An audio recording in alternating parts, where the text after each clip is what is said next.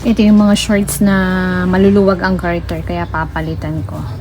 Yan, sa pagpapalit ng ganito, dapat hindi nakatahi ito. Dapat naaangat siya para maipapasok ang garter. Yan, ito sinusunugan ko yung dulo ng garter para hindi maghimulmul, para hindi matastas. Yan, gamit ang perdible. Tusok lang. Tusok. Ilak. Yan, tapos para sigurado pwede nyo lagyan dito ng tape para hindi siya bubuka. Ayan. Paganto siya.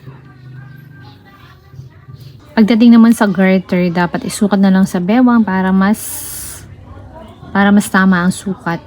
Yan, kapag walang butas.